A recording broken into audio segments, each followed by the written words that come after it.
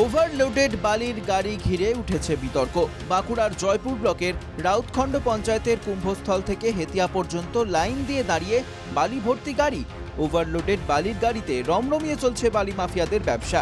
খবর আসতেই মঙ্গলবার বিকেলে নিজে অভিযান চালালেন বাঁকুড়া জেলা পরিষদের সভাধিপতি অনুসুয়া রায়। জেলা পরিষদ ও জেলা প্রশাসনের প্রতিনিধিদের নিয়ে ঘটনাস্থলে পৌঁছন তিনি। প্রচুর গাড়ি রাস্তার মধ্যেই দাঁড়িয়ে আছে। যাত্রীদের অসুবিধা, যারা রাস্তায় চলাচল করছে তাদের পক্ষে অসুবিধা, তারা যে চলাচল করতে অসুবিধা ভোগ করছেন তারাও জানালেন আমি দাঁড়িয়ে পড়ছি এখানে। হ্যাঁ, আমি বলেছি যেগুলো ওভারলোড আছে সেগুলো যেন সিজ করা হয়। প্রশাসনিক ব্যবস্থা আমাদের নিতে হবে, না নিলে এরকম মানে চরম দুরবস্থা আসবে, আমাদের রাস্তাঘাটগুলো খারাপ হবে, এলাকার মানুষের দুর্ঘটনার কবলে পড়বেন।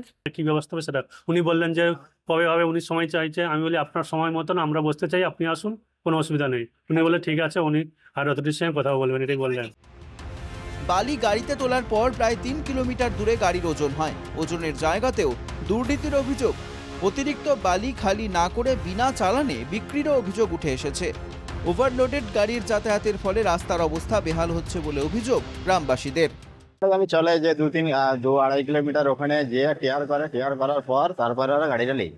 সমস্যা তো হয়, জনগণের সমস্যা হয়। বিষয়টি নিয়ে সুর চড়িয়েছে বিজেপিও। সভাধিপতি টাকার ভাগ পাচ্ছেন না বলে অভিযান চালাচ্ছেন, কটাক্ষ বিজেপির সভাপতির। আপনি কি এতদিন জানতেন না? না জেনেও চুপচাপ ছিলেন? ভাগ বাটোয়ারা ঠিক ছিল, এখন ভাগ বাটোয়ারার অসুবিধা হয়েছে, তাই মানুষের কথা বলে রাস্তায় নামতে যাচ্ছেন। ঘটনাকে কেন্দ্র করে ফের প্রশ্ন উঠতে শুরু করেছে প্রশাসনের ভূমিকা নিয়ে। মুখ্যমন্ত্রীর কড়া নির্দেশের পরেও বালি মাফিয়াদের দৌরাত্ম্য যেভাবে বাড়ছে তাতে উদ্বিগ্ন সব মহল। বাঁকুড়া থেকে মানস রায়ের রিপোর্ট, এনকেটিভি বাংলা।